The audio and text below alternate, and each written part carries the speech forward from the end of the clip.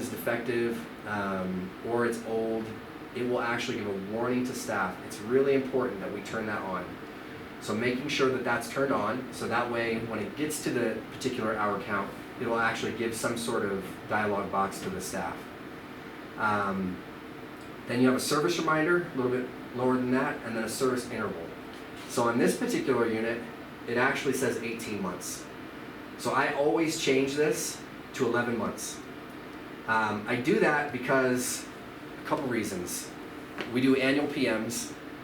At the 11-month point, staff is going to start getting a notice, right? So if PMs are due in July, in June, they're going to start getting notice, hey, service interval's up. I'm leveraging the staff in the OR to notify Biomed, to notify me, to make sure that we get scheduled on time. Because sometimes, as everybody knows, you get busy, Biomed gets busy, sometimes you get last minute requests to do PMs. This is one way to leverage the information of the microscope on your behalf. So I always change it to 11 months. You can leave it at 12, but I wouldn't leave it at 18. Sometimes they're 24. I always cycle it back to whatever our annual PM schedule is. So 11 months, I do that, and then I come back up here and I reset it. And make sure you reset it, otherwise, after you're done with the PM, a month later, if that hasn't been reset and all of a sudden they start getting warnings, you're going to get a call from Biomed saying, hey, did you do the PM? Because I'm getting a message saying that you didn't do it. So make sure you reset that. Then you have a series of tabs at the top side. So I check these as well. So System 2 is the next tab. There's a lamp lifetime reminder. Okay, we want to make sure that that is on. So the defective bulb is if the bulb actually dies, it'll give a message. Lamp lifetime reminder is if the lamp lifetime is gotten to an hour count that exceeds what has been listed here in the system. So as a default, Leica sets lamp 1 at 150 hours and lamp 2 at 450 hours. The reason they do that is lamp 1 is meant to be used for fluorescence. And per Leica, they say that after 150 hours, the light intensity decreases to a stage where the fluorescence isn't to its best quality. Typically, I still use a 450 hour count as the standard. I usually rely on the doctor. If they start seeing, if staff starts seeing that there's the light has diminished enough to where there's a problem in surgery, then okay, if we're only at 250 hours and the doctor's complaining, then I'll change that out. But typically, I try to rely upon the hour rating of the bulb. But this is how Leica has it set up. I don't change those. So keep it at 150, keep it at 450. So once the hour count exceeds that, staff will get a message saying, hey, it's time to change the bulb. So leave that there, go to System 3. So this, on the OH6s, the OHXs, the Arbeos, there is a lux meter built in to the microscope head. So inside of the head, where the light comes in, there's a lux meter actually reading the light output. That light output has to be at 3,500 kiloluxes or higher. If it dips below that, I should say it's 350 kiloluxes, excuse me. If it dips below that, and this lux meter brightness warning is on, as it's supposed to be, what will happen is staff will get a lux meter failure message from the system. So what does that mean? It means one of three things. Either you have an actual lux meter failure, that does occur,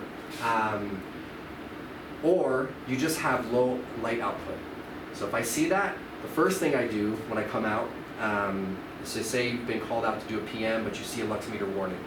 The first thing I'll do is I'll run the light on lamp 1, and then I'll change it to lamp 2. Usually what you'll see is lamp 1 has a lux meter failure, but lamp 2 is fine. And the reason for that is that means the bulb output is actually lower than what's expected. So it's another strike against the bulb. You have to replace those bulbs. But let's say on both lamp 1 and lamp 2, you have a lux meter failure. So then it's not quite clear. If we already know that both bulbs are bad, then it's likely that we have bad bulbs. Once you change to new bulbs, if you're still getting a lux meter failure, then it's either that you have a bad lux meter, or you have a fiber optic cable that has broken internal fibers. So what I'll do is I'll pop this fiber optic cable out, I'll remove one of the eyepieces, and then I actually put it in the back of the eyepiece and I focus it, try to get it to a place so you guys can see. I will focus it on the wall to where I can see individual fibers. You see, right now, my standard is, and the standard that I think everybody should adopt, is 30 to 40%.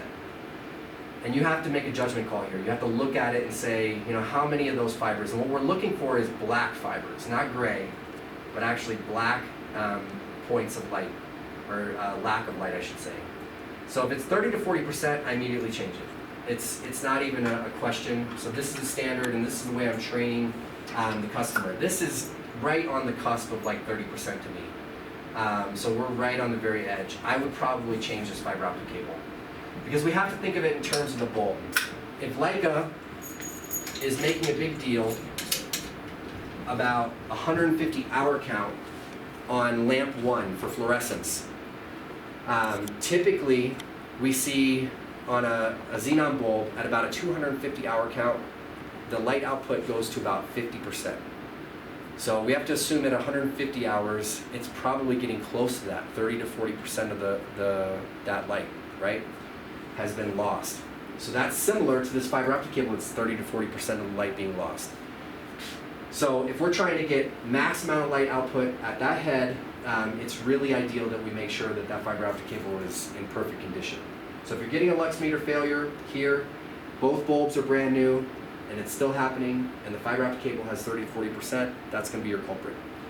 If the fiber optic cable is good, the bulbs are good, then we have to do more digging. That's a repair in itself, but it would be a lux meter, and we'd have to get a lux meter kit sent out. So on the fiber optic cable, the way that I explain that on the service report is I say 30 to 40% light loss on the fiber optic cable due to broken internal fibers. This fiber optic cable needs replaced. See below for pricing. Okay, so on the newer stands, anything with a 400 watt light source needs to get an OEM Leica cable. If it has a 300 watt light source, you can put the Gulf, the Prescott's Gulf fiber optic cable. The difference between those two is on the Gulf fiber optic cable, they bundle the fibers and they glue them. That glue on a 400 watt light source is going to burn up, and it's going to destroy the fiber optic cable. If you turn fluorescence on a Prescott's cable, it'll burn that fiber optic cable. So do not put a Prescott's fiber optic cable on a 400 watt light source or a system that has fluorescence.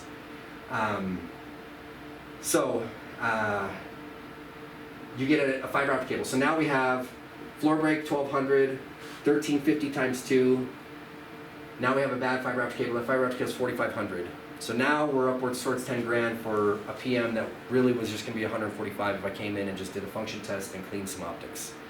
So it's really critical that you test all that.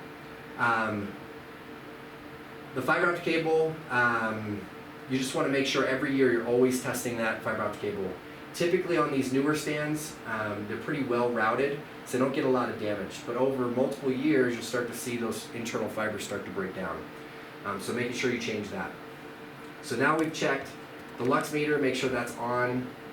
It should be set to 350 kiloluxes, that's all default. Don't change any of the defaults in the system with the exception of your service interval hours.